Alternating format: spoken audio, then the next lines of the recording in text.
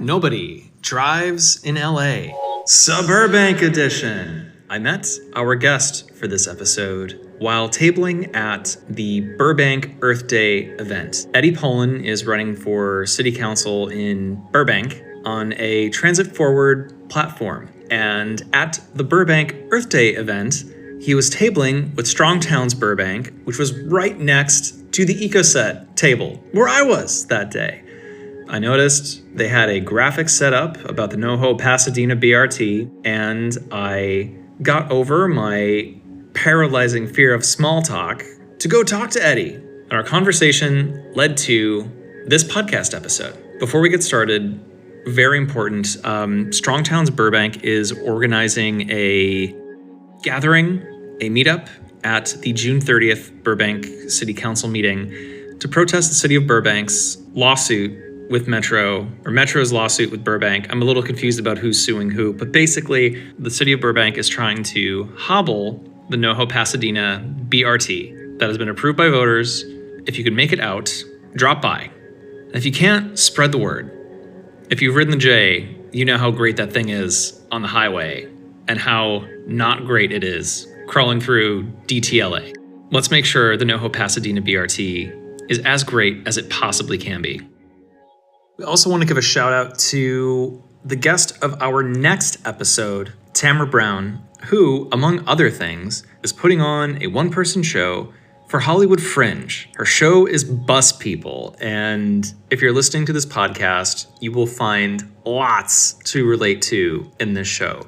The remaining dates are Saturday, June 20th, Saturday, June 27th, and Sunday, June 28th at the Actors Company. We're hoping to have the episode out next week, so there's time to get you hyped for that show, but if not, take my word for it, it's amazing. All right, let's go clobber some NIMBYs. All right. Hello, everybody. Welcome to our episode today where we're having the pleasure of interviewing Eddy, who is running for Burbank City Council. We are here at the Burbank Central Library today. And how'd y'all get here today? I'll start. I took the 296, which used to be the 96, and it was kind of a blast from the past because 25 years ago, I used to work at Penny Lane on Orange Grove, which is a record store chain. And that was my bus stop that I got off at, was the bus that I would take back then when I was totally car-brained.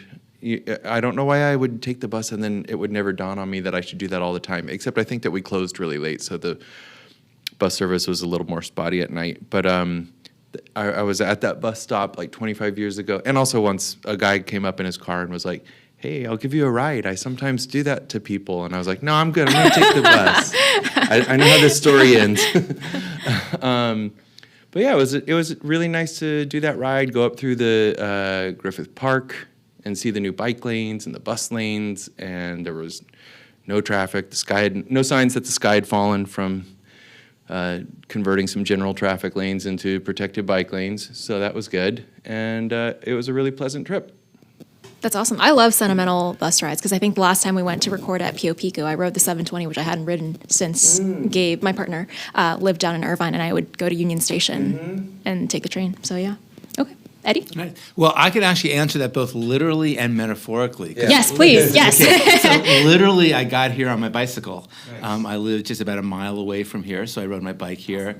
I would say it's ironic. I live on the Burbank bike route, but what that actually means is that in my parking strip there's a sign that identifies this as a Burbank bike route, but there are actually no amenities or safety precautions for bicyclists, just a sign announcing that you are on the route. But that could change. Yeah. It could change one day. Yes. No striped lanes even? Not even no, nothing. Just a nice green sign telling you tells you we're on a route. This is where you're meant to be. And then just a quick metaphorical thing is, my involvement in local politics really began because I was hit by a car while I was riding my bicycle.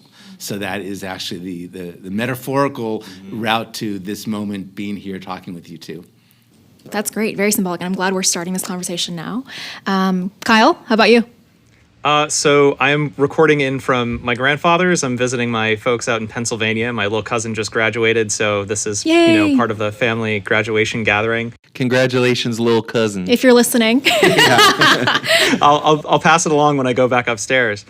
So to get here, I took the J line from downtown, right outside of 7th Street Metro Center. Oh, you're literally gonna. I love it.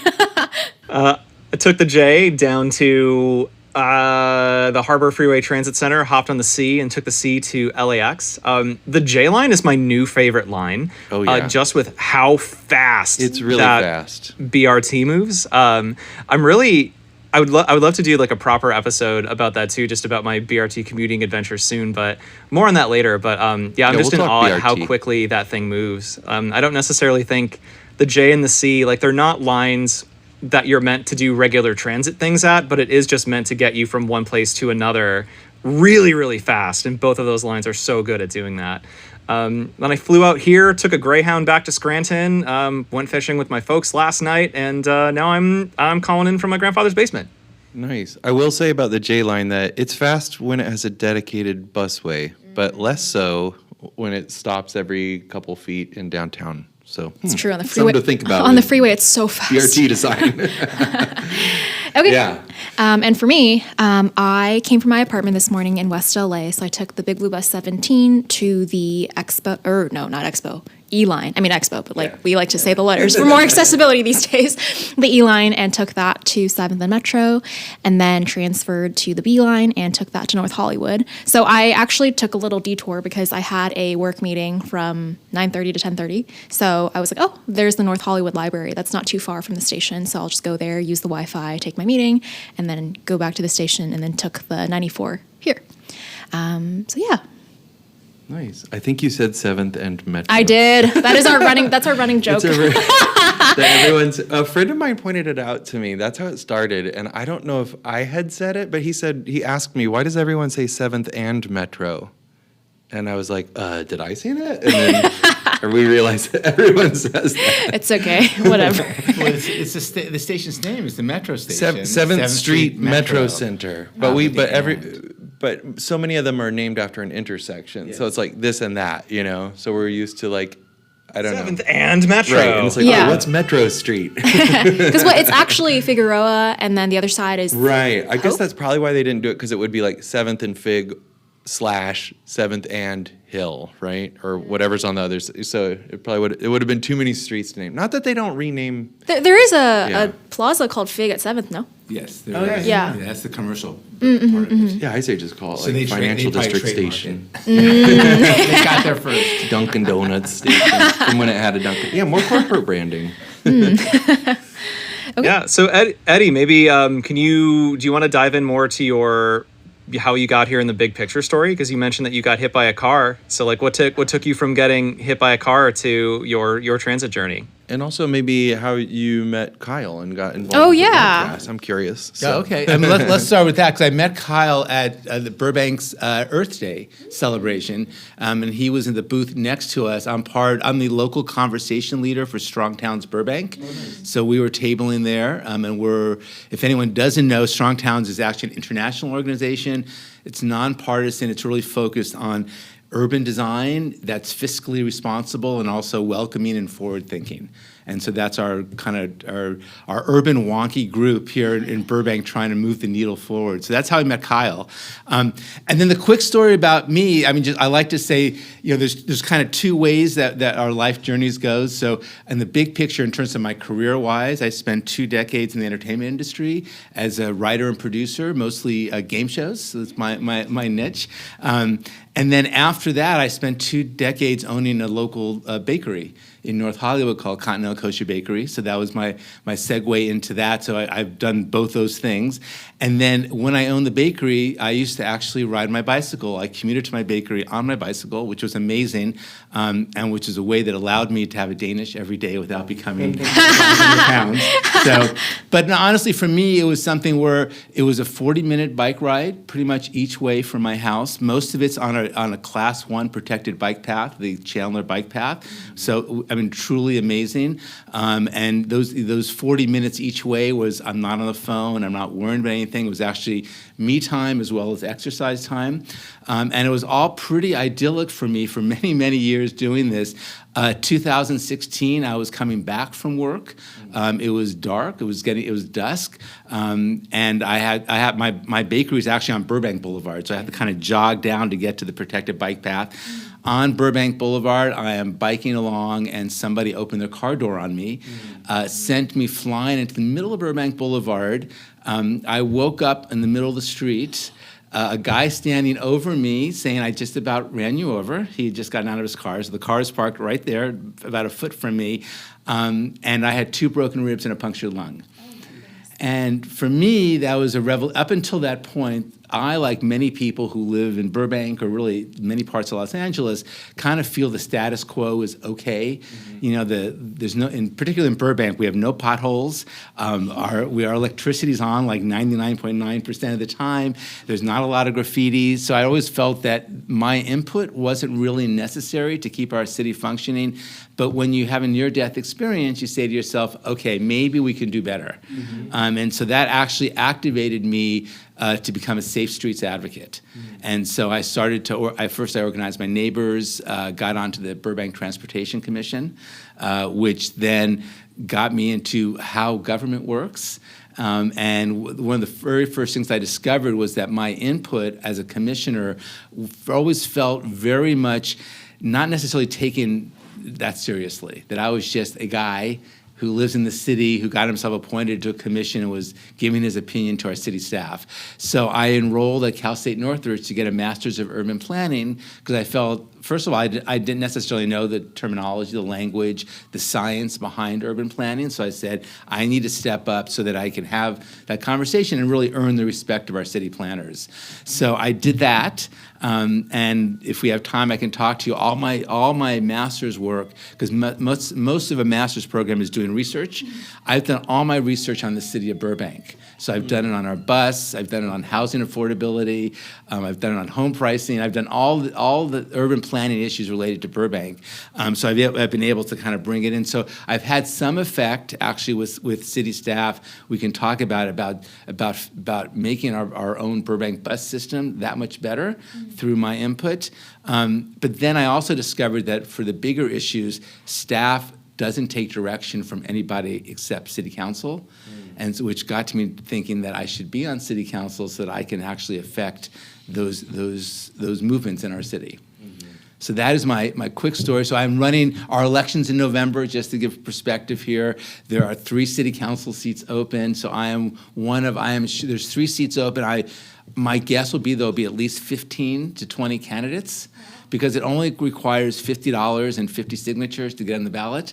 So no one is held back. And what's great about Burbank, every election we get 70% plus voter turnout. So Burbank That's is awesome. a very That's really active high. city. Yeah. Yeah, we've spoken to people running for office in Santa Monica, Alhambra, and now Burbank. Angeles. Culver City, yeah, Los Angeles, yeah. That's right, yeah. And I think one thing that we asked everyone, except we didn't ask Ray, because I don't know. I guess because we were talking about a little bit off mic that the attention is so overwhelmingly on Los Angeles, the city, but Los Angeles County is a county with 88 cities. Burbank, of which is one. I think it's the 14th most populous, so it's up towards the top, but a little over 100,000 people, yeah. And so one of the questions we asked some of the other candidates was, is there a case to be made for why people that don't live in Burbank should be paying attention to how Burbank is doing things too? And maybe and to also leave it open that maybe there's not. Maybe it's like, nah, not really. This is just for Burbankers. Well, the answer to that is yes, because I look at Burbank as a bellwether city for LA County. We are a very unique city in the county, because besides, we are a populous city, but we also are one of the few cities in LA County that has a regional airport, that has heavy rail, both freight and passenger heavy rail. We are served by the LA County, the Metro, so our county bus system, as well as our own local bus authority, as well as obviously a well-developed transportation network. So we have all these pieces of what could be an ideally connected city. But like many places in the United States and certainly in LA County, all these great pieces are not connected. And so the why people should care is that if Burbank can get it right, any city can get it right, and we are so close to getting it right. And if we can just get over that that first last mile that we like to talk about in transportation, Burbank is literally the epicenter of poor first and last mile planning, and we could fix it. And there's going to be a high-speed rail station in Burbank, right? That's the plan? Well, not only so we're rebuilding our regional airport. Yeah. So it's going to open in October of this year, a brand new terminal of which is on the high-speed rail network. So it is still as a planned stop. So literally we will be such a major nodal connection of every type of possible transportation form right here in Burbank. I just went to LAX yesterday, so I'm still dealing with processing that trauma. And when I told someone I had to go to the airport, the first thing they said to me was like, "Oh, I hope it's the Burbank airport." I was like, "No, it's an international flight." Here's something to keep in mind. So Burbank is a great airport. And because we're very much a regional airport. Burbank is very much a NIMBY city. So when we rebuilt the airport, the city made sure that it was not. It's 14 gates now. It'll be 14 gates at the new terminal, so we're not changing that. So there's a lot of constraints. And there's oddly a bit of a rancorous relationship between the airport and the high-speed rail because they don't talk about this publicly, but they see the high-speed rail as a competitor. Right. Which I suppose it is, but not to everywhere. But the number one, I believe, the number one revenue source for Burbank Airport is people on short hauls, just going up to specifically San Francisco or the Bay Area. And if you had a choice between an airplane or a high-speed rail, I'd absolutely be taking high-speed rail. Well, that's exactly that, and that's what they're worried about.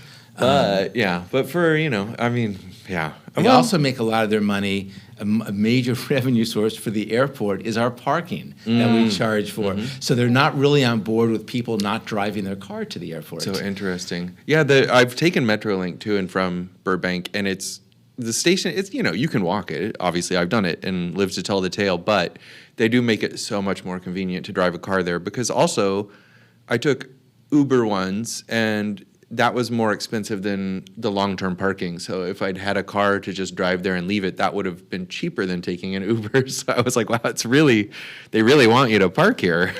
And let me jump in. I know we'll have lots of things to talk about, but so the Burbank bus. So we have our own bus agency. And when I talk to people about the bus, many people, as I'm sure you encounter, are bus pessimists. They are people that do not take the bus. And they're not really interested necessarily in even engaging in improving bus service because it's so outside of what they do. Right. And what I've discovered, literally about this airport, I say to them, well, our new Burbank bus redesign that's going to be hopefully coming out next year will have a bus line that will take you from Glen Oaks, which is right outside the library here, it's one of our major arteries, and will drop you off in front of the terminal at the airport, in front, not at the regional transit center, which Eric was talking about. No, even in Burbank we have one too. We have one called the RITC, which is just in the corner of the airport where all the rent-a-car spots are. So it's called a transit center because you get rental cars there. Basically. There's Enterprise and Hertz and a Metrolink platform. But when I tell someone that for $1 you can go and be dropped off in front of the terminal, and they're like, what? And so, because all of a sudden I've actually explained to them, here is a particular use for the bus that will actually save you money, be convenient, and they're like, oh, well, I would do that. Yeah. And then you start bringing down the level, the temperature of the conversation where it's not just about you're all in on bus or you hate the bus. It could be the bus serves purposes, and wouldn't it be great if it served more purposes? So interesting because a lot of people, I'll talk about LAX since I haven't been to the Burbank airport all too much, but people are so willing to ride a shuttle bus to the Lyft Uber section. But they're not willing to ride a regular bus. That would be cheaper and easier. Yeah, or take Flyaway just to Union Station. Get as far. You just want to have as much distance between you and LAX as quickly as possible. Yes. That's why I'm a little bit surprised that they put showers in the new train station there, because I'm like, who wants to? I'd rather go home stinky and sweaty and take a shower at home than like just be around the airport for a second longer. Yeah, I would counter that though. For a lot of my flights, I travel with a lot of luggage. Like when I'm doing film jobs, like you've seen my backpack. It is massive. So whenever I get off of a flight, I'm always disgusting, and like I haven't used the new LAX showers yet, but that is a huge perk for me because I know it's coming when I'm going to have a disgusting big haul flight. And before I got on a train, the last thing I want to do is to be like disgusting on my ride home and sticky and no, fair enough. I mean, honestly, I love that amenity. Everywhere. Yeah, no, a few years, like probably 10 years ago, Metro was talking about the possibility of putting showers in some of their train stations, and there was people like me that supported that because why not? Mm-hmm. Why do you want a society where people can't shower that need to shower? But I mean, the Romans understood that, so it's not like a new idea. But there was a lot of pushback. People were like, "Ooh, that's disgusting," and it's like, guess what? It's not mandatory. They're not gonna they're not sending you to the showers when you get off the train. It's not that. We haven't gotten there yet. It's not those kind of showers, So went there pretty quickly. So anyway, I have fascism on my mind. Sorry. We can change this up. I don't know if we want to talk about it at a certain point or something, but I do want to talk about at some point sort of the history of transit in Burbank, because it is it's been a transit hub for a long time. It was it's here because of Southern Pacific. And I was looking at Olive, where the proposed BRT route is, and I was like, why is all of it this weird angle that's not, it doesn't, it cuts across the grid of a lot of like the western part of Burbank out of the core. And I was like, oh, it's oriented around the Southern Pacific Railroad line. So it's been a transit hub for a really long time. And also, I don't know if you know anything about the aerial swallow, but I just think that that's such an interesting story about PE versus that. Fox's Folly, yeah. Do you want to talk about that? Yeah. I mean, I can really briefly. So Burbank is incorporated in 1911 as a city. In 1910, before we're actually officially incorporated, the founding fathers of our city, because they were all men back then, so the founding leaders of our city, I'll be more correct. The founding leaders of the city in the year before contracted with the Pacific Electric Railroad Company and paid, at the time, $50,000, which would be several $1 million today, to extend the red car, because the terminus was in Glendale. And so the founding fathers realized the necessity of bringing transit out here. So they actually paid right. and gave the right of way on the streets to the red cars to run out here. So that debuts the same year, basically the same year that the city's incorporated. The red car service comes out here. Now, one thing, the irony of the red car service, as obviously at the time, it was the world's largest electric railroad company in the world. I mean, this is an amazing feat. But its purpose was to create urban sprawl. Right. I mean, so people romanticize the red cars, but then it was an anti-union, it was for enriching Huntington at the end of the day, yes. Henry Huntington, and if you've ever been to Huntington Gardens and Library, he enriched himself very nicely. Yeah, it has those history, and it surprisingly did not really go into the valley that much. When you look at maps of the Pacific Electric Railway, you're like, wow, it went all the way out to the Inland Empire and Orange County and all these places, but there were only like 3 lines in the valley. So, but yeah, he was pitted against Fox, right? Yes, so there's that going on. Eric mentioned that the Fox Folly, which was actually the world's first patented monorail, was built here in a peach orchard in Burbank, and he tried to sell it to the city as versus, instead of the red car, we should build a monorail. Right, which is kind of a familiar story because we still get lots of rich people reinventing the wheel and saying, put the brakes on the thing that works and invest in my thing, or don't do anything more right now because I'm coming to save you. I'm a benevolent billionaire, but although probably back then millionaire, but But yeah, it was an aluminum. It was an aluminum propeller-driven monorail that he said would go, I think, like 150 miles an hour or something. I think it topped out at 3 miles an hour, but so not quite meeting expectation. And then nobody invested in it. Yeah, and then quickly like an overview of going back to the transportation history of Burbank. So I mean, everyone, Lockheed was one of our earliest big employers. That's so how the Burbank Airport started, right? It was actually, yeah. So it was actually it began as a private airport and then became a regional airport in the 30s. And when it debuted, it was like the airport of the future. So I mean, it was definitely a major city civic investment in regional air travel. So that was important. So Lockheed obviously built lots of planes here that helped us win the war, World War II, as they like to say. They left us in the 90s, and they left a lot of their toxic waste here. So that's a whole other conversation about the. I'm passionate about that because that was my PhD. Okay, so that's a whole other area of it. Along the way, we also, kind of coinciding with the airplanes, we started making movies, and these were really factories in the same way as the airplane factories. I mean, if you go to any of the lots, they still are today. They're surrounded by huge walls. They have huge, big buildings inside, and they produced films. So that kind of was the second major thing that kind of powered our city. And then, Eric mentioned the whole city grids. The first thing that came out to the valley was the railroad, and so the city grid is at a very odd angle. There are really very few north, south, east, west streets. Everything's at an angle coming off of that major rail line, which we kept. Obviously, we have we have two major freeways. We have the 5 and Interstate 134 go through our city, so that's also a major transportation amenity that we have here. Why did Burbank why was it not annexed or absorbed into Los Angeles, like most of the valley? There's also San Fernando's the other big exception. And I think basically that Burbank was very well situated because we had where we are geographically, we had a lot of what I'll say defensible things about our city. It had its own utilities and access to water and stuff like that. That's exactly. Access to water, we have our own utility. So we have all those pieces here. And just I like to tell people, our first city seal, the image on the first seal for the city of Burbank is a cantaloupe. So, I mean, when everyone talks about, oh my God, the city is changing too quickly, well, we grew cantaloupes. I know. That's great. I love that it was founded by a dentist, too, named David Burbank. So I'd like to think just Dave because it sounds funnier, but... side question...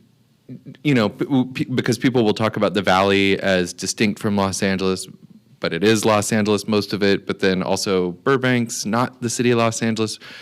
But I think most people think except that Burbank's in the valley, even though it's not part of Los Angeles. But what about Glendale? Where do you fall on that? Glendale. I mean, it's interesting because Glendale's really our sister city. Yeah. And it's what's interesting about it is just that there's a lot of... Glendale, I believe, is the largest Armenian city outside of Armenia. It is. In my class, so since you were talking about kind of being really passionate about doing your master's research on an area that you've lived and breathed for a long time. So in my class this past quarter, it's a class I've taught for many years and that I built myself. It's about environmental impacts on aging. And one of the projects I have the students do is do a very in-depth analysis on their hometowns and what it's like to age there from the historical perspective, the environmental perspective, their personal perspective, if there are any public health measures, transportation measures, what the demographics are there. And one of my students this past quarter was from Glendale, or is from Glendale, and she was saying how here, either everybody is Armenian or is married to one.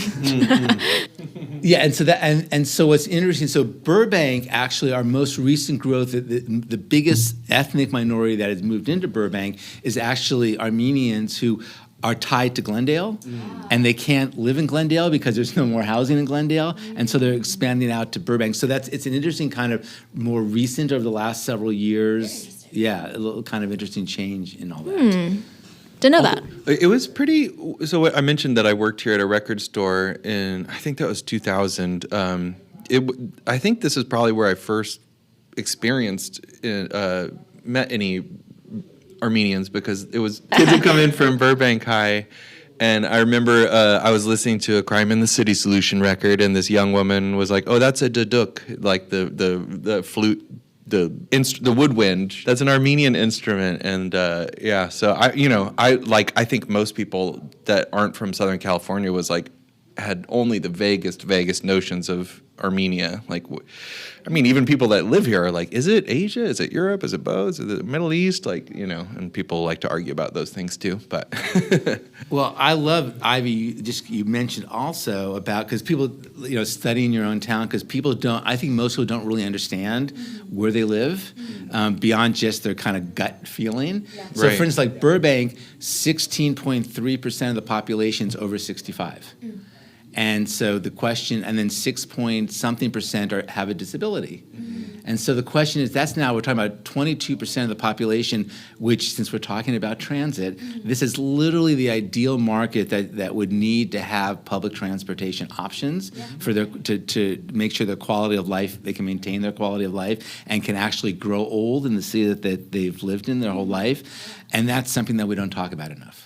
I also think just being young too. On the subject of not talking about transit options being tied to healthy aging, in my hometown, we really don't have much bus service. We really don't have much transit service. And about 3 years ago, my grandma, who is in her early 80s, she had heart surgery, and her doctor, after her surgery, told her, oh, you can never drive a car again. And she was devastated. My grandma's a very independent woman. She likes to live on her own. She ran her own beauty salon for a long time.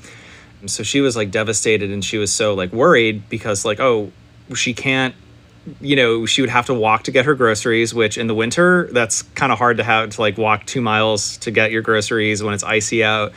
To get to her doctor's appointments because there's no bus service. And, she was really, really worried. Fortunately, a couple of months later, she was cleared to drive again, and she was so relieved. But, imagine in that situation if we had here in a small town that has has a lot of older folks in it. Imagine if you could take the bus to your doctor appointments. Imagine if you could take the bus to go see your family. Imagine the kind of life that you can have if you are not tied to your apartment or tied to your car, or, you're no longer able to drive, your life is over. And, for me, that's one of the things that has really galvanized me in support of public transit is what my grandma went through when she was no longer able to drive for a little while, and why it is so important, at least to me personally, to invest in that stuff. I was just going to say it's but for younger people too, younger people that aren't old enough to have a driver's license. Yeah, it's true. Having to be dependent on their parents to drive them everywhere, that saddles multiple people with, shackles them to car dependence, and not having safe options to ride a bike or have practical options to take a bus is, So ferrying that back into a Burbank experience too. My partner's cousins live out in Burbank, and their kid is, just of age that he'll be starting college, planning to go to UCLA. Oh, and hey. They've had, I think they're in the art program. But he's had a lot of trouble finding a job, finding a part-time job, finding a job that he can get to or that his parents can take him to, because his connections are so limited. If he could reliably commute to UCLA and still live at Burbank. Imagine how much money you would save not having to dorm. So I wonder, Eddy, what's your perspective as, someone who's running on a transit forward platform? What is your lived experience of Burbank like right now, and what kind of things would you like to do to address that? Coincidentally, this is a passion of mine. I actually just completed, as part of my master's work, a 20-year multimodal transportation plan for the city of Burbank. So to really look at the city, at the existing conditions, what we have today and where we want to go, and what's the pathway to get there. The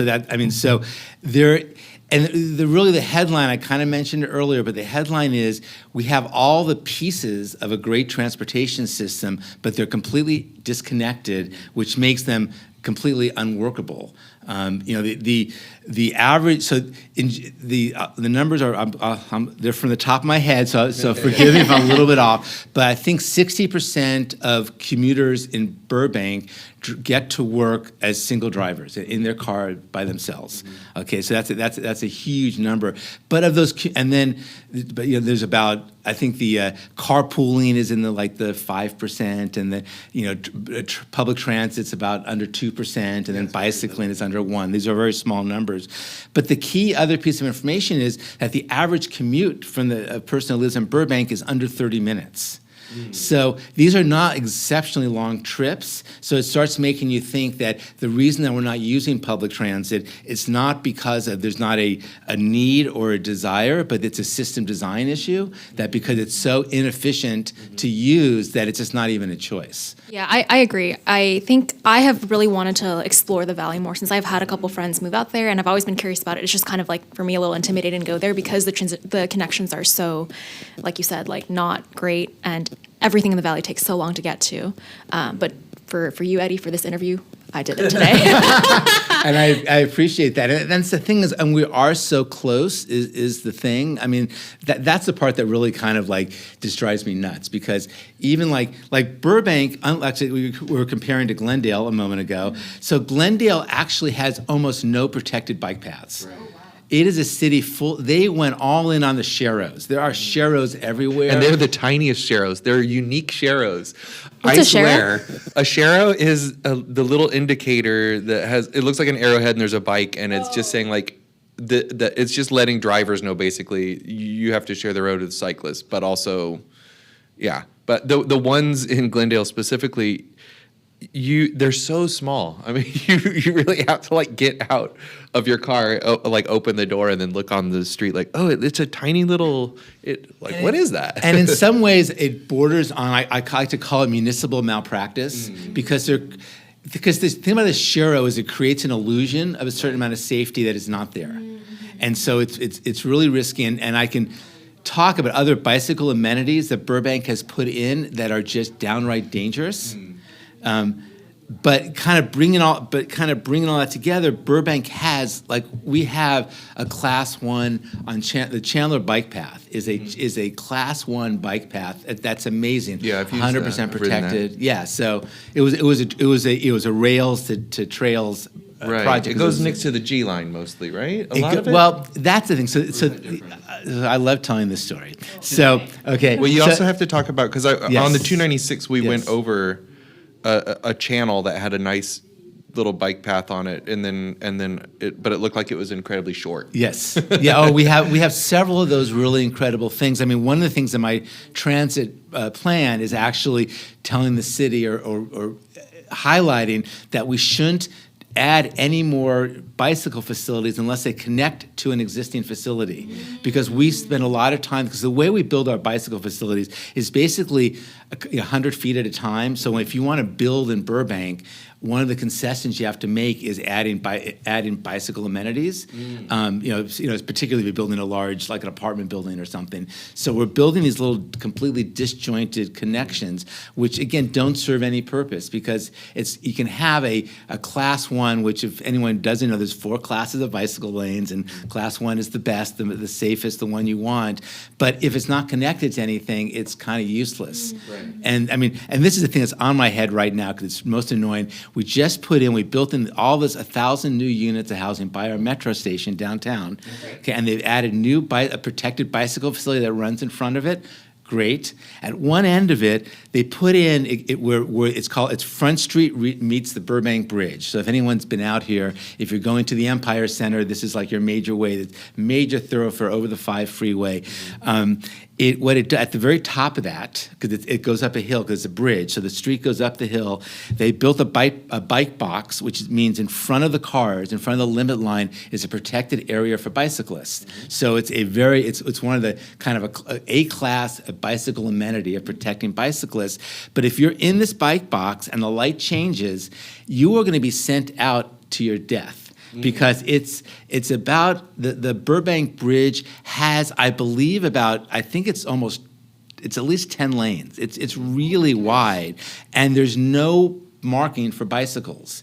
So you're going to be sent, there's not even a dotted line to tell you like this is where you should go. So anyone using that great bicycle box, this is municipal malpractice because you're actually endangering somebody by giving them some sense that they're going to live on that bridge. Well, and then people that are opposed to bike lanes often point out, they say, I don't even see anyone using it. And it's like, part of the reason you don't see that many people using it is because most people aren't going to use it if part of their commute is incredibly dangerous, because that still means your commute is incredibly dangerous, you know? So it's like, if you had if you could walk to the grocery store, but there was like a lava river you had to walk through if you walked, then you wouldn't say, well, I don't even see anyone using this sidewalk. It's like, because there's no bridge over the lava river. And this is what I tell people. If we built our freeways the way we built our bicycle paths, we would have built 1 mile of the 134 freeway and stopped and asked people what they thought of it. And everyone would have said, oh my God, it doesn't go anywhere. It's disruptive, it's noisy, everything you would say about it negative. But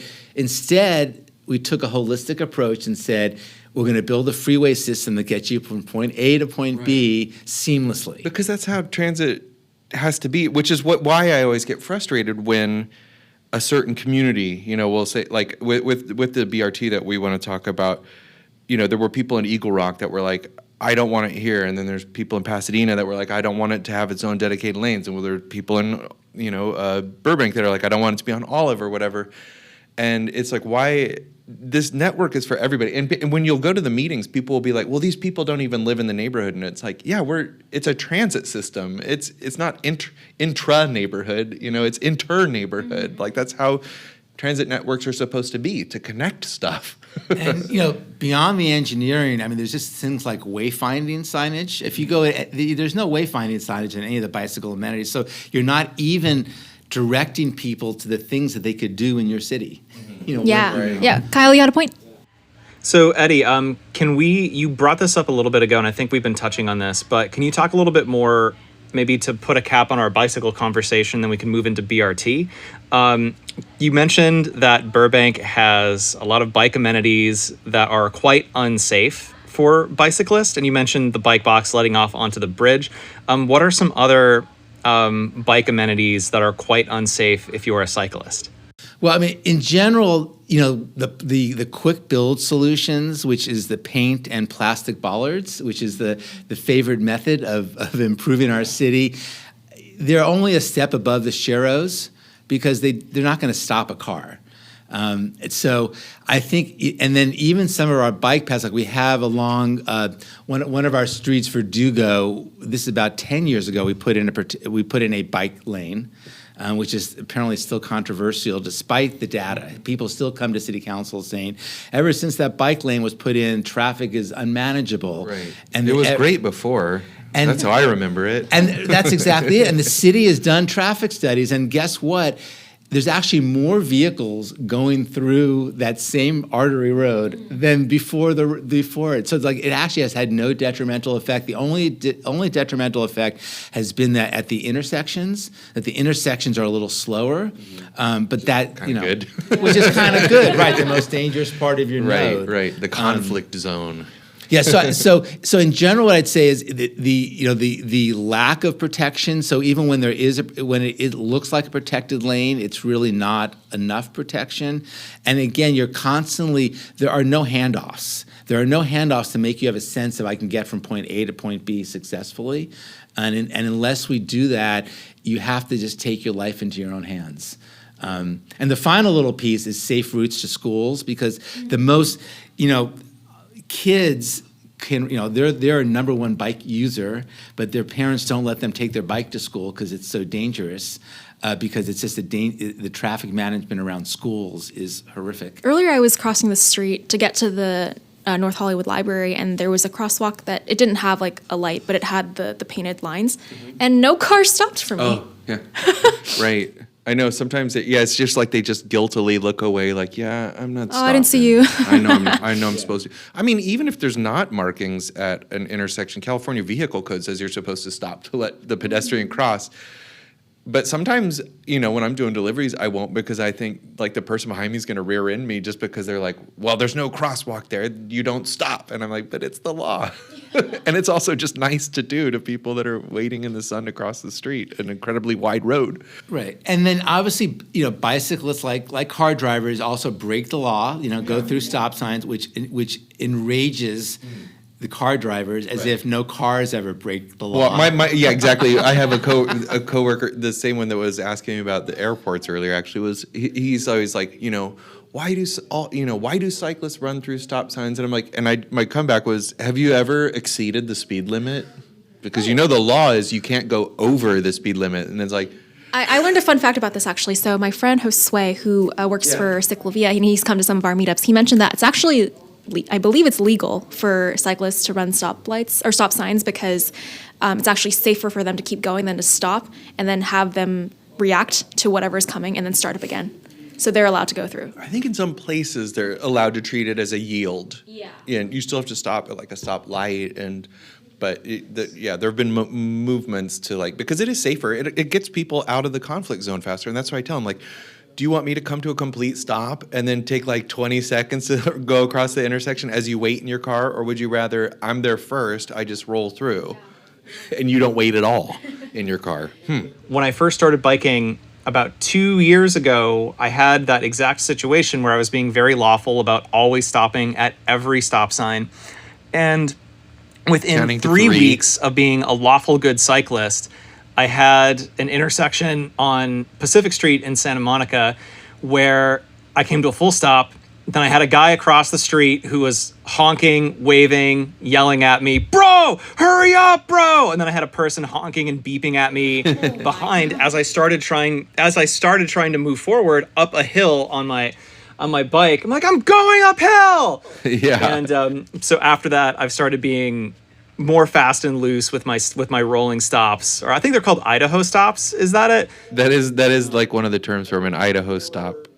Yeah, I've been more libertine with my stopping etiquette after that, because just a car is gonna come at me if I don't just get moving. So, Eddy, a question for you as someone who is involved with local government. Sharrows.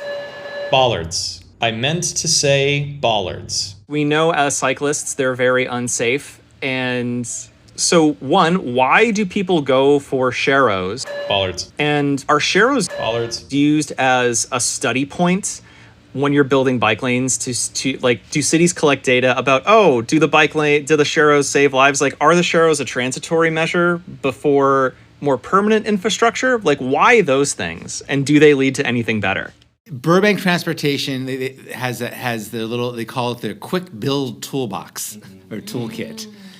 So it's because it's always about funding, right? That's the reality. And even down to the fact that we even have a bike map in Burbank, and because it was done 20 years ago, and I asked our transportation planner why we haven't updated it. That would be a natural, the cities change, you want to update it. And he said to me, well, 20 years ago, there was government funding for doing bike things, and now there isn't. So now we're on the complete streets pathway. So it's always about chasing the money. So that's sort of answer one of why that whatever the city government is so driven by where the money comes from, and they try to tailor their projects to what they think they can get funded. So that's one piece of it. And then the plastic bollards are just the theoretical reason to do it is to say that pouring concrete's super expensive and that you want to try it out. So in the best case scenario, the bollards and the paint are your 12-month study period to see how it changes, changes traffic flows, and is it achieving the results you want?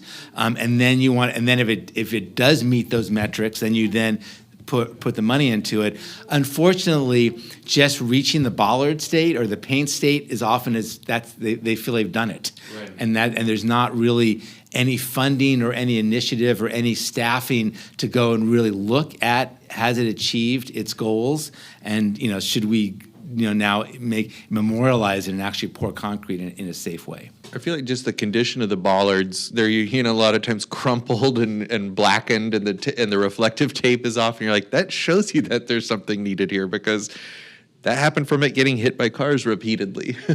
Yeah, personally, I believe that you need to you need to raise up the bike paths and put them on the same level with the pedestrians. And I mean, that to me feels, because they're similarly endangered people. No, and I've said this before. Like one of the things way we think about it is because if people, like I said before, people say I don't even see anyone using the bike lanes. Well, a lot of times if you look out, we can see out the window right now. I can see one person on the sidewalk. So then someone might say, no one even uses sidewalks, but no one. Maybe you're not looking. Yeah, but I never hear people arguing like that means we should get rid of sidewalks because they don't get used that much. And a sidewalk is just a protected pedestrian lane. Yeah, it's interesting to hear about the trial period, because you would think that adding anything would help. Like there's never a downside to adding something that might help. And also just trying stuff out. Yeah. But anyway, do you want us to pivot BRT? to BRT? Okay, one quick thing. I just want to throw out there, because Pete Buttigieg, my favorite transportation secretary of of the recent decades, he once said that bike amenities are not bells and whistles; they are life-saving things that we need. True. And that's the real kind of gulf that exists. That people think of it as entitled bicyclists getting special treatment. Exactly. When really it's like, well, who should and who shouldn't be able to get to where they're going alive? Yes. Yes. That seems like a reasonable. Or in one piece. Yes. Okay, BRT. BRT, yay. Yeah. Probably maybe define BRT. Everyone probably listening to this probably knows what a BRT is, but. Yes, and actually, I did a study. I want to direct people, eddypolon.com, EDDYPOLON.com. So I have a research tab, much to the chagrin of my campaign advisor. She says, really too much information, Eddie, but I'm all in. No, I love research. I'm in academia. Some voters like information, especially on transit stuff, Yes. I think. So I did one of my studies that's posted up there is a research study on the it's the G line. What is it? Is that the current name the of G it? line, The G line. orange The current, line, the yes, former orange orange line. line. Yeah. So the G line. I did a study on the effect of the G line on residential property values within 1 mile of the line. Because a lot of the opposition was based on the idea that it was going to depress property values, Yes. right? Yes. That's crazy, because I would want to live near a station. Yes. Yes. So I have 20 years. I pulled all the from the MLS, the multiple listing service. I pulled all the property sales data. So I did over a 20-year period. But let's just back up. What is BRT? So BRT is bus rapid transit. It's someone's colloquially called light rail on wheels, because the idea is to give you the same customer experience as light rail, but at a fraction of the cost. Much cheaper, yeah. Yes. So the idea is that with bus rapid transit, the idea is that you're having train-like service. So you pay before you get on. The ideal implementations, it's street level boarding, so you're not having to climb up onto it. That it has fewer stops, so it's going quicker to your route. So those are kind of the key things to it. What I like to tell people is that bus rapid transit, there's actually in the United States, I think there's 15 to 20 actual successful implementations across the country, but they're all different. So that is one. So to really understand bus rapid transit, you have to understand the level of implementation, because just like with bike lanes, there's different classes of bus rapid transit implementation. Sometimes just on one line, like the J line. It's like when you're going through the Harbor Freeway, it's one thing. When you're going on the 10, it's another thing. And then when you're downtown, it just feels like a regular bus. Yeah. So again, we can. I don't want to go down this. I warned my interviewers that I can go down a rabbit hole. So okay. Well, did it depress the values? Okay. So let's go to that, and then we can work backwards to like the pieces of it. But here's what I did. So I did an hedonic study. So what? I did a hedonic study, which is basically in economics. The idea is based on the idea that the price of any object, whether it's a pair of pants or a house, is based on the sum of its attributes. So if what you're willing to pay for all those attributes, does it raise or depress the price of that object? So it first got popularized with actually the study of the automobile. And so, because prices on the automobile, the early automobiles didn't have windshields, didn't have windshield wipers, all these type of amenities. So as they added, radios for all. exactly. So as they added all these features, the price kept going up. So there became a whole avenue of study of understanding the relationship of price and features. So I looked at the housing. So I did a 20-year period. I did it in 5-year increments. I just looked at home sales, so I didn't look at like apartment rentals and other type of other related Which I things. assume went up. Right. So that wasn't part of this study. So what I looked at, I looked at housing prices, and then I broke down the key elements that affected those housing prices, of which one was I geolocated each of the houses that were sold within quarter-mile increments. So I created 4 quarter-mile increments from the BRT line. And then I had I put other things that intuitively affect property value, like, for instance, number of bedrooms and bathrooms, the total square footage, when it was built. So, and then one of those was the location too close to the BRT line. So the ultimate answer to this was that the location of the house in relation to the BRT line had 0 significant effect on the price of that house. In other words, it did not raise the value and it did not lower the value. It literally was an incidental factor. Which can be understood if you really deep down into it, is understanding that the G line is a really kind of poor bus rapid transit implementation, because the best systems actually raise property values. So if you look at other parts of the country, you will see that property values go up when transit improves, which kind of makes sense. Yeah. But then you have to look at what those transit lines look like. So the BRT, the G line that we have. It is not, first of all, it does not have pedestrian-facing stations. All the stations are primarily park and ride lots. Okay, so it's not integrated with the community. So that's one strike against it.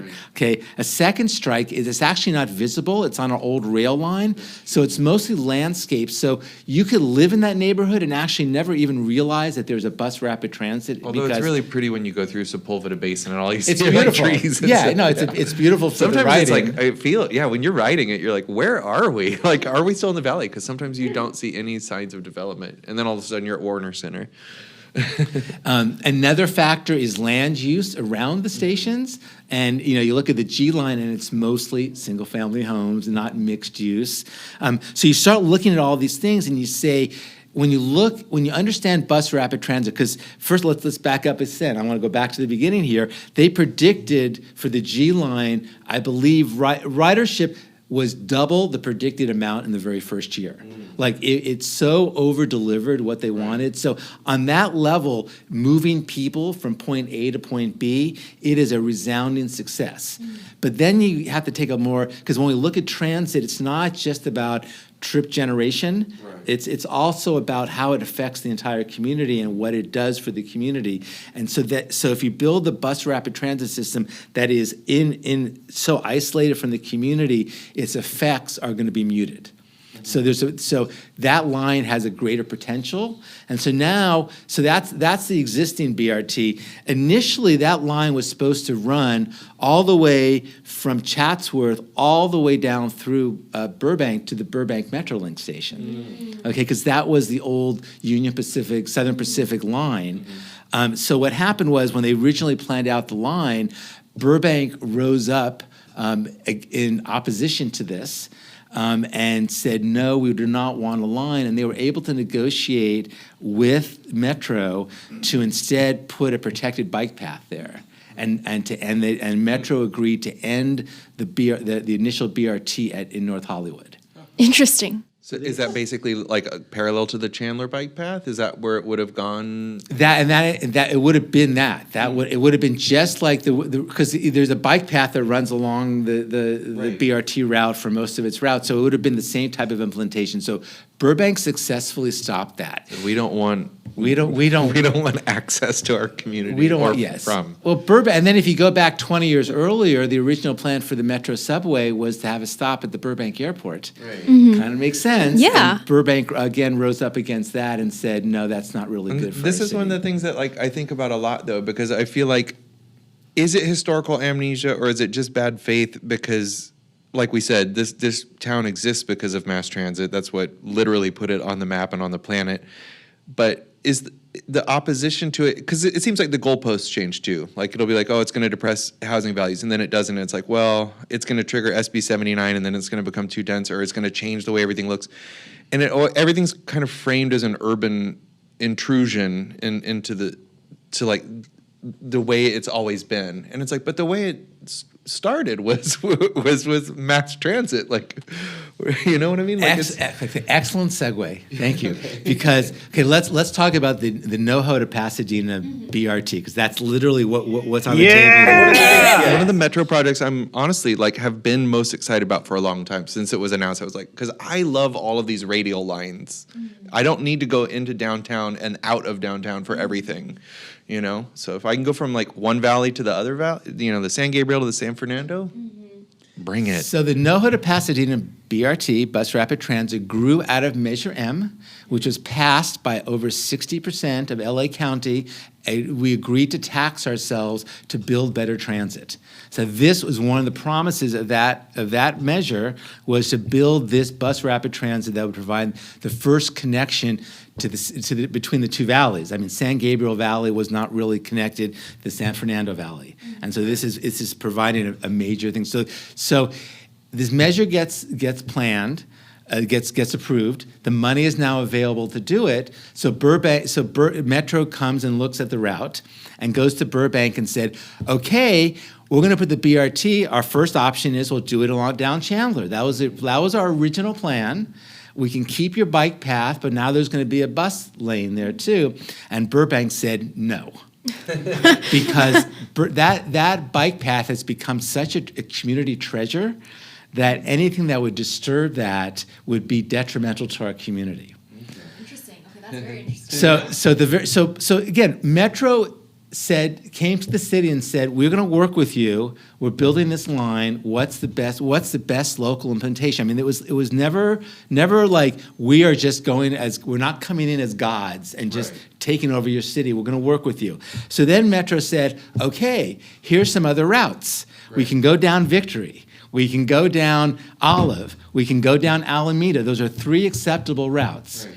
And Burbank said, we'll agree to Olive. Okay. So connecting the Burbank Media District to what they call this Burbank Village still? Is that what they like? No, it's downtown Burbank. Yeah, well, it's down. That's our entertainment district. Yeah. Okay. And then we have the Media District. Which is so that's where where NBC is and Warner Brothers and Disney. So that's they're all down there. So Burbank says okay, and so we're doing Olive, and so the planning starts. And so then Metro says what we're going to do is we're going to do a side running route. Because again, the purpose of bus rapid transit, there's a word rapid. It's not bus transit. Right. Rapid transit, which means it needs to have a dedicated lane. Yes. Now, from the very beginning, there was always going to be a mixture of dedicated and mixed flow lanes because we're overlaying this on an existing architecture. So the reality is these buses can't turn corners in a dedicated lane. They need to go wide. So it was already going to include some sort of mixture. So the plan for Burbank was to do what they called side running lanes. So they were going to remove the parking lane on either side. So Olive Avenue has 1 parking lane in each direction, has 2 travel lanes in each direction, and has a turning lane. Okay, so we're talking about a total of 7 lanes of traffic. And so the proposal was we're going to do side running, take away the parking lanes along Olive. And again, if you've been along Olive, mostly a sleepy street, not a lot of retail. This is not it is an arterial based on the number of through traffic of cars, but not in necessarily land usage. And Burbank immediately rose up and said, no, we need our parking. Because this is one of the golden rules of Burbank is we love our parking.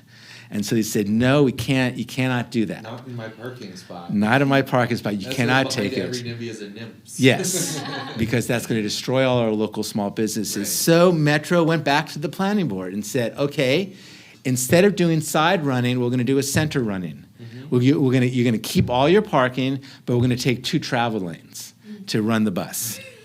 And then everyone was on board. And then, of course, Burbank said, no, well, that's also a bad solution. Okay. So We have been working. So Burbank had, and you can't see this, but I'm doing air quotes.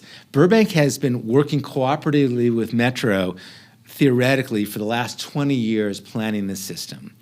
And finally, we've gotten to the point where now permits need to be issued. And because the plan is that this is for the Olympics, 2028 Olympics. Right? Yes. We're starting this thing. Yes, so it actually has started, right. They've actually broken ground in Pasadena, so they've actually started doing the utility work that they have to move underground utilities to make this thing work. So it's actually started.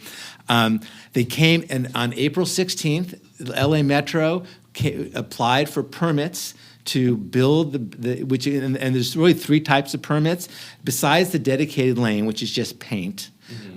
We are redesigning. There's bus stops because there's special BRT bus stops, so there's permits for that.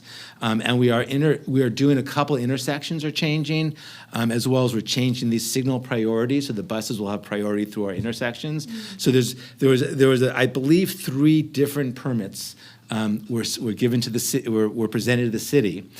And the city has not responded. Okay, literally zero response. Like these are not that they were just crickets. So LA Metro waited 30 days. It got no response, and then on May 19th, they filed a lawsuit against the city of Burbank because of that, alleging that Burbank is acting in bad faith by refusing, because Burbank signed 2 years ago, signed a collaborative agreement to move forward on the BRT with the premise that collaborative agreement did not include the final design of the system, understanding that the two sides needed to work together to find the final pieces of it. So the lawsuit is saying, we've done this for 2 years now, and Burbank has not cooperated, they've acted in bad faith, and so they are now suing the city. So I'll let you jump in, I know I can, but I want to just say, well, let me put a pin in my little story here. We are now in a situation of, we have 2 taxpayer-funded entities. One is the city of Burbank, one is LA Metro, that are now suing each other with our tax money over a project that we already approved. And just one final note, Burbank is facing a $2.7 million budget deficit this coming fiscal year, and a lawsuit, I assume, starts at $1 million, and it's probably a lawsuit that we would lose because it's a city fighting a county, and the hierarchy of government, the county sits squarely on our shoulders. Beverly Hills spent $30 million trying to fight a subway that opened and is great. I guess one thing I'm curious about is I was really impressed, Eddy, earlier when you said that the votership is so high in Burbank. And one thing I'm wondering is, it sounds like people are very passionate about things. Have you ever noticed anything in Burbank that, like, it was relatively easy to change people's minds on, or like something that was successfully, like, the perspective was shifted? The short answer, no. I mean, the reality is, that Burbank, if you look at, I love this, we have something, the Burbank Master Plan, Burbank 2035, and literally the opening paragraph says that this plan is dedicated to the principle that the city of Burbank will never substantially change. Okay, never mind. So it's still a cantaloupe farm. Well, that's exactly it. So the general feeling is that any type of change is probably somehow predicated on some sort of degradation of our lifestyle. Maybe I'm the only one that was the right age for Wonder Years when Wonder Years was on in 1987. It was a show set in 1967, and it was filmed not too far from here, like a few blocks north.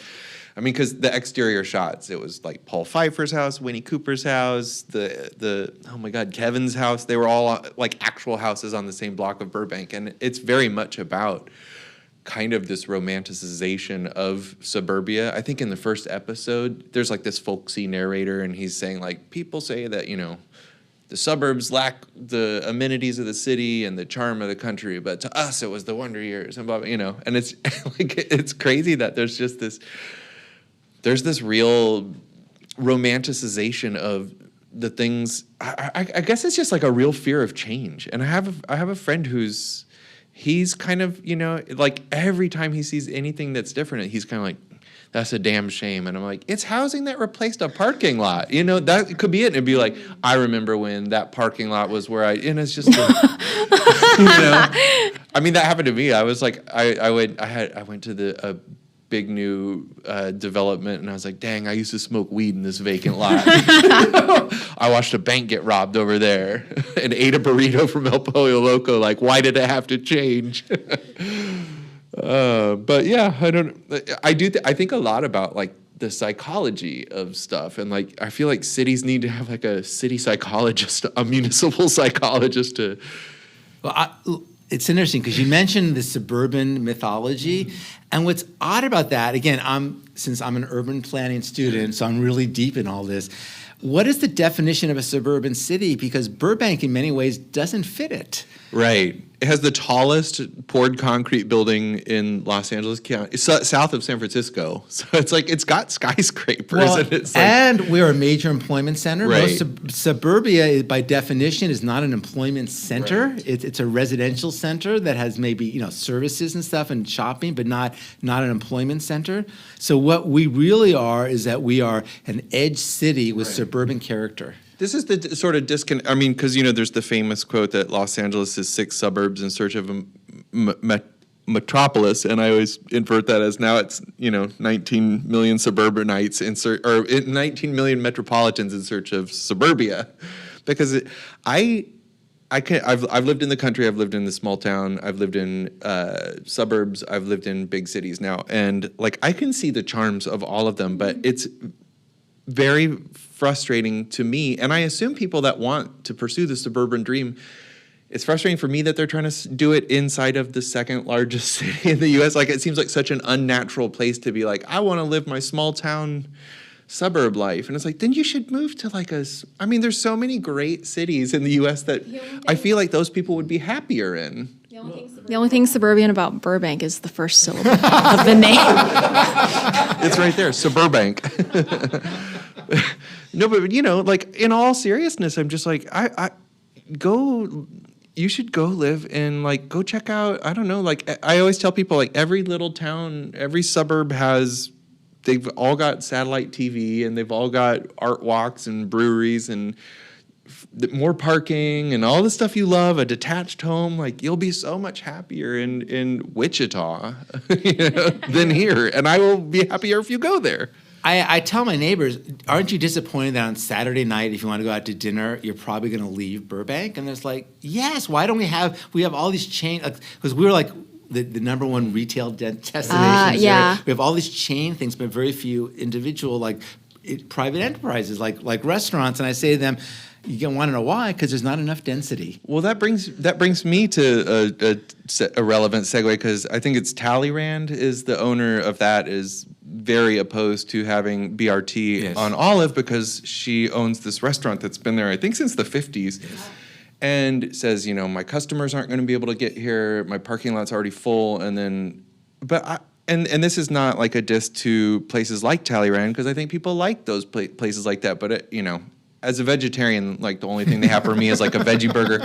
I'm not gonna, but I'm just wondering, how many people are driving to Talleyrand from beyond a distance that they could take transit or ride a bike if it was, or walk if it, because again, not slagging Talleyrand, but it's just it's a diner, and they have turkey dinners and mashed potatoes and steak, and it just seems unlikely to me that most of their customers are coming from more than half a mile away. It's like a neighborhood place. Mm-hmm. And so it seems weird to me that you'd be so concerned about your customers not being able to get there by having a street that's less hostile.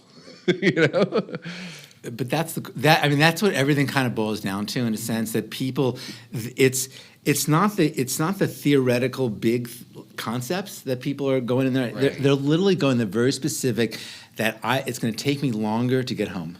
I mean, it's going to be there'd be more traffic, and you're messing with this perfect life that I've set up. Yeah, I guess that is part of it. Is change forces people to think about things that they didn't think about before, and they were happy not thinking about, because they were happy doing it the way they do it, and they know when they need to leave, and it's now all of a sudden you're making me think about climate change, all this other stuff, and who should be able to live and die on the roads and get places, and I liked it better when it was just me driving everywhere and not thinking about stuff. Spoiler alert, these things were already all happening. You just weren't thinking about it. Yeah, exactly, yeah.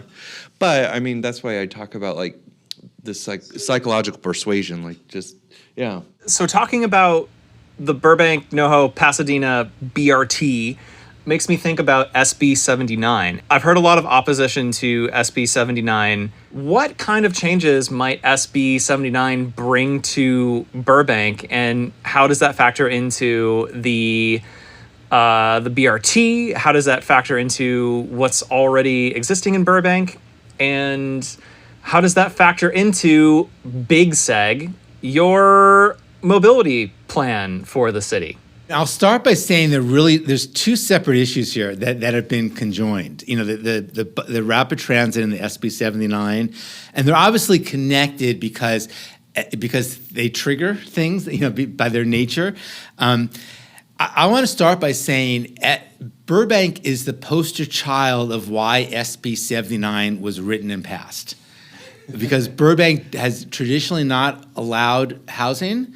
I mean, just for perspective, our regional housing needs assessment, the RENA number, as the people that are wonky about housing know about.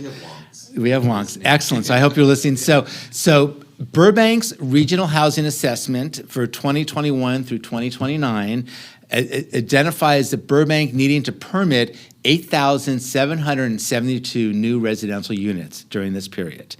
We are now in 2026. We are more than halfway through our RENA cycle, and we have to date permitted 1,400 residential units. So we're not even halfway. There's no pathway that we're going to achieve our regional housing needs assessment. So you have to take a step back and say we have a real crisis in our state, in our city, and that we are trying to address, and that we have a mechanism of how we're evaluating what our needs are and what we should be doing. And Burbank has chosen to ignore that, we're playing the game by, we've identified housing sites. You can look at the Burbank housing element and find sites where Burbank says we're going to build, but the reality is that building is not being permitted and not really happening. Yeah, tell us about the Civic Center that you were telling me about off mic.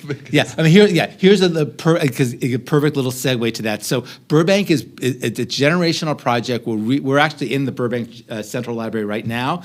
This was built like in the 50s. We're rebuilding our central library. It's in a project, again, 20 years in the making. We're building a brand new central library across the street. The project includes a new central library. It includes a civic plaza. Anyone that's visited Burbank knows that we actually have no civic plaza. We have parks, but no actually community gathering civic type plaza. So there'll be a plaza there too. And the original plan called for 88 residential units.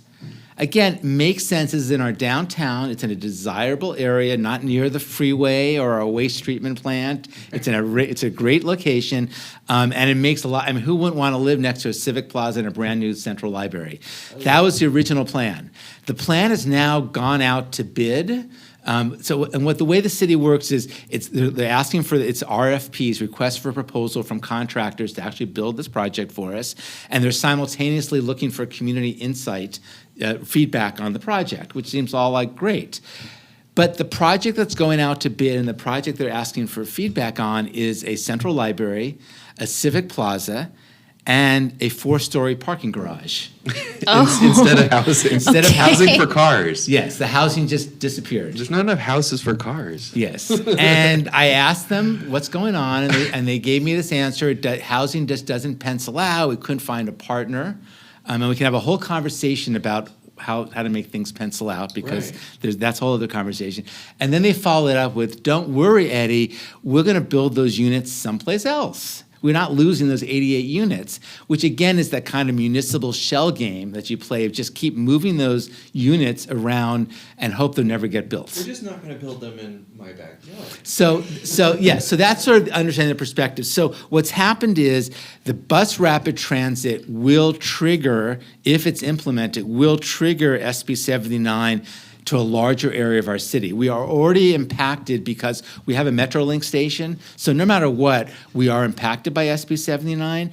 This will open it up more because we'll have more transit stations that will open up more of the city.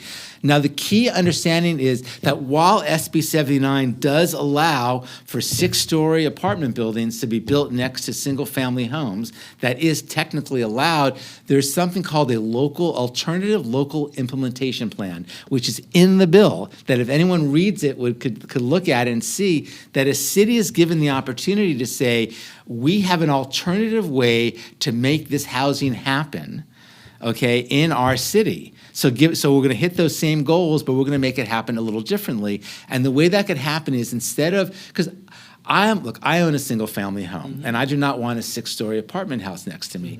But if someone wanted to build a triplex, a courtyard apartment, something that it's called the missing middle housing. It's that gentle density that doesn't change the residential character of a neighborhood, but just allows for more density, would be amazing and would actually get us on that pathway to actually meeting all the needs of SB 79. So the argument should be, the city should be spending their resources coming up with this plan that would allow the gentle density development and to actually build the larger developments where they're supposed to instead of parking garages, by the way. It's kind of just getting us back to where we used to be in the 1920s before parking minimums got instigated because, like bungalow courts. That's if there's 12 bungalows, that's like 12 times the density of a single family home. But people don't look at bungalow courts and say like Manhattanization or the Tower of Babel. And here's the thing about parking minimums, because I actually said this to a major apartment owner in Burbank. It's a guy that owns actually 90 apartment buildings in the city, so a major player. I don't know any, for the record. And not a transit advocate in any, because it's just not part of his worldview. Sure.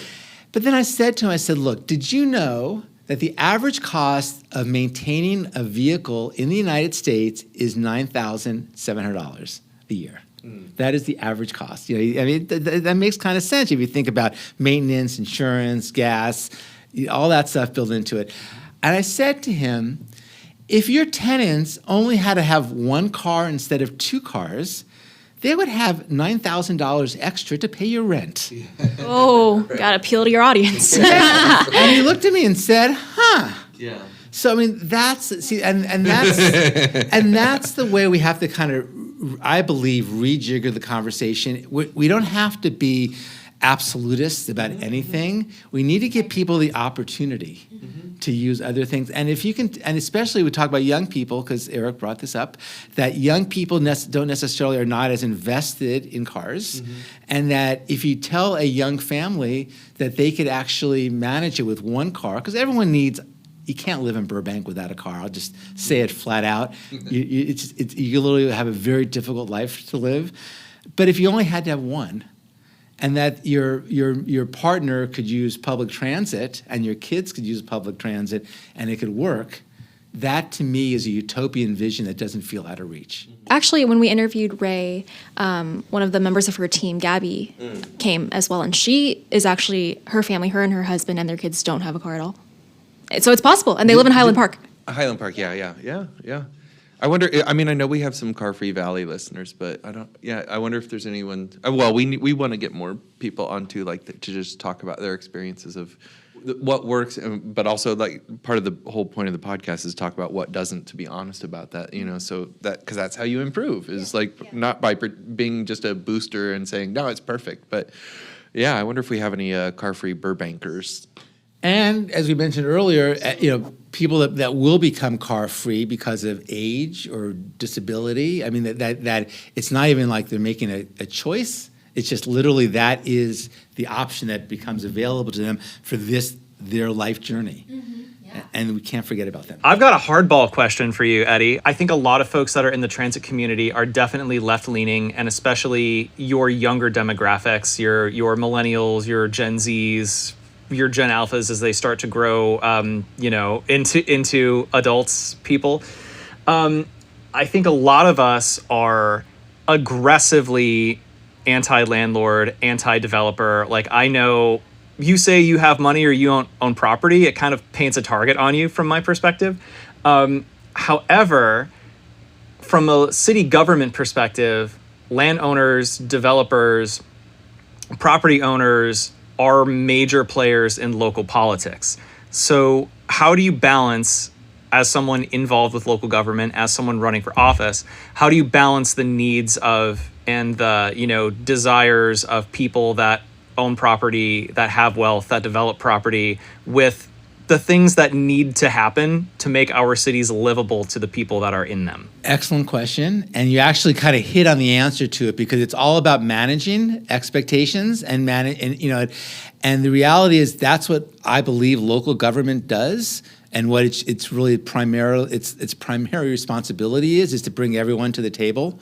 Again, going back to economic theory, if there's a policy choice that affects individuals, the one that in a democracy that goes forward is usually the middle position, because it's the one that's least undesirable to the largest number of people. And so I think you have to look at this as you certainly have tenants that feel threatened.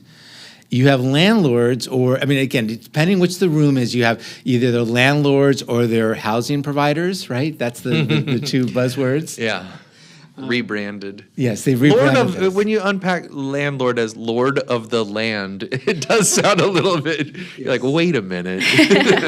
But the reality is, the way I look at it, I'm very much a yes and solution person. And so I look at it as saying, just looking at the facts, okay, that 50% of renters in Burbank are cost burdened by the U.S. government standard, which means they spend more than 30% of their monthly income on housing. So half of renters are not in a position to save money for their lives, for maybe eventually becoming an owner of a property or whatever. So that's half of them. And by the way, 30% are severely cost burdened, which means they spend over half of their income on their housing. So it's really not being able to not recognizing that and saying this is a crisis for so many members of our community, that you have to recognize that. But on the flip side of it, you have to recognize that the market solution to our problem is building more housing. That if in a properly functioning housing market, there's enough housing, and that you have what's called naturally occurring affordable housing, where the older units are actually cheaper than the newer units, so not regulated. So I feel there's a pathway to go ideally easy on the regulations and harder on the incentives to change the entire market, to make it possible for people to not only, because it's not just renters, by the way, because 30% of homeowners in Burbank that have mortgages are also cost burdened. So they're in the same boat as the renters. They're just have this, they have a house, so they have a bigger nut, as it were, but they're facing the same pressures. I think the pathway there, I believe that's why I'm running for office, is that I believe that we're lacking that conversation where people are really coming to the table and really coming up with enough solutions, and that we have such a history of Burbank has never had rent control, for instance. No. So this is a bellwether moment in our city, and so I think we have to be careful moving forward, because you don't want to, because again, if you're an economist, you look at it and you have to say there are downsides to rent control, because rent control could actually depress housing. Mm-hmm. So you can't just say idealistically, I see a world that has a completely different economic structure. Mm-hmm. So that the idea is that how do we start managing our current structure in a way that is more advantageous for everybody. And that's that. So I'm also involved with Abundant Housing Los Angeles. We have Burbank Abundant Housing, and I think that message of abundance is a message that's a winning message that will actually open the marketplace to more people, that will let more people live in our city, more people buy homes in our city, and let our city prosper. I would love to, I don't know when this will come out, but our Strong Towns Burbank chapter is mobilizing for a city council action on June 30th. that we are going to come to council because it's about the bus rapid transit. It's about the lawsuit. We feel our city is walking down a really fiscally irresponsible road, trying to fight a losing battle for the wrong reasons with money we don't have. And so so if you follow us on Strong Towns Burbank, mark your calendar, June 30th, we're going to council to comment and to share our outrage at the way our city staff is not cooperating to bring a generational project called the BRT to our city. Perfect. Well, at this point in time, we usually do our plugs and our transit magic wand wishes anyway. So that was a great positive note to end on. Yeah. Okay. Magic wand wishes. Plugs or magic wands? I guess we could do plugs first, since we're talking about that already. I don't have any plugs, do you? No, I don't have any plugs. Oh, Kyle, any plugs? Plugs? So plugs for us, we just started our Patreon. Oh, yes. So if anyone's listening and you'd like to support us that way, We already got our first patrons. Yes, thank you. so please do that. And if you have any ideas for things you'd like us to do with that, feel free to post up there. And that's all I've got. Also, Eddie, I love the research portion on your website. I consider myself an idiot academic, but I love when someone unabashedly goes into those details, and I love that you're putting that front and center on your campaign website. I think too, I'd love to have a conversation, and maybe this is a follow-up episode at some point, but I would love to have a further conversation about how your academic studies can influence your professional studies, your political endeavors. The rest of that is I love community college. So, but anyway, that could be a conversation for another time. I'm rambling. I'm all good. Yeah, hey, I would love to. I want to tell here's my little quick story about it, where academia hits the ground, as it were, because that's always the biggest challenge. Is that it's great to do stuff in an ivory tower, and I've even talked to my professors, and they say, so you did all this great research. What happened to it? And they're like, well, I don't know. I just published it. So it happened. This is what just has happened this year. So Burbank, we operate a fixed bus route system called the Burbank Bus. It runs 2 routes, and we hired a company, Fair & Peers, to do a comprehensive operational analysis of our bus system to improve it to better serve our community. So they did a survey. They reached out to people. They analyzed it. I did my own parallel survey, which is up on my up on the website about the why. And I called my research report was why take the bus. And so it was more focused on who rides the bus and how to really identify who rides the bus and making sure that it meets their needs. The key thing that I did this report, I got a lot of great findings, but one key thing I was able to actually influence the whole process, and it was an amazing, for me, a life-affirming moment, because if you ever serve on a city commission, as I mentioned earlier, you spend a lot of time being ignored. But this was one moment I almost fell off my chair when a city staff member said, because of Commissioner Polon's input, and this was my input. It was amazing. They were redesigning our bus system, and they were using one criteria called trip production and trip attraction, which is the science of designing a bus system, is where the trips start and where they end.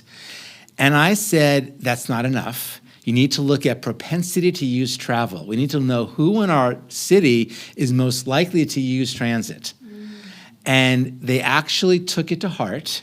They went back to the consultants, and so they said, this is a new criteria that needs to be included in your report.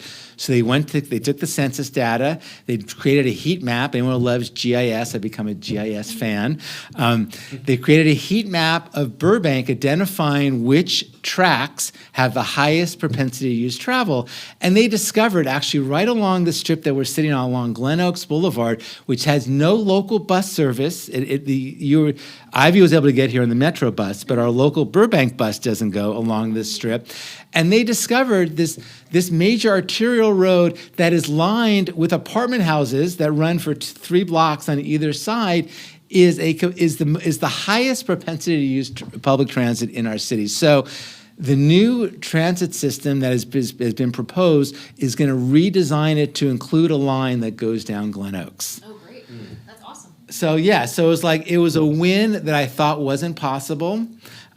And city government doesn't usually listen to just private individuals that have not been contracted to add to the conversation, but they did. So I think there's a fertile opportunity, and that is one of the most important things, is how to get all this great work that happens in universities and actually get it into practice. All right. All right. Anybody have any wishes? Or should we just end it on that? Magic wishes or magic wand or I don't really have a great one this week. I'm going to say that someone out there come up with, because the BRT in Metro documents is called the L line. So somebody come up with something clever like ride the D, but for the L. Can I give a very small magic wand, even though No, please, it's a please. guess? It could Okay, be good. small or big, So here's yeah. my way. So I take Metro to see Angel City football downtown at BMO Stadium, and every time I get out, I walk to the Metro stop, and there's never a train there. And and there'll be 500 people, and when the one train finally comes, we are jammed in there like sardines. And we're talking about, this is like downtown Sunday night at 8 p.m. This should not be the case. And we have we have the World Cup, and now we have the Olympics coming. And if Metro cannot figure out how to have trains waiting for patrons after they come out of a stadium, we are in trouble. So my magic wand is that someone wakes up at Metro and figures this out. All right. Kyle? I was just complaining about this the other day, but I want the pedestrian and bike crosswalks to last 10 seconds longer. I mean, let's say 15 on 3rd Street in downtown Los Angeles between Alameda and Main Street. Whenever I'm biking back from LA Boulders, as soon as I get to that intersection at Alameda and 3rd, I hit every single red light when I'm trying to bike back up. So my commute takes twice as long because of the way the crosswalks are timed, or like the cars start turning across and I can't like move and run across. So an extra 10 seconds would give me just enough time to cross all of these streets. And it would make it a much nicer commuting experience if you are on foot or on a bike. Yes, we agree with your passion. Mine is so small. I'm just thinking about the stuff that I experienced today. Some of the signs at 7th/Metro are broken, and they all say arrival times that are different from each other. So I'm not sure which one to trust. Yeah, that's mine for today. But okay, thank you everybody for this great conversation today. Good luck, Eddy, on your campaign, and thanks for having us. Be a part of it. And thank you for inviting me.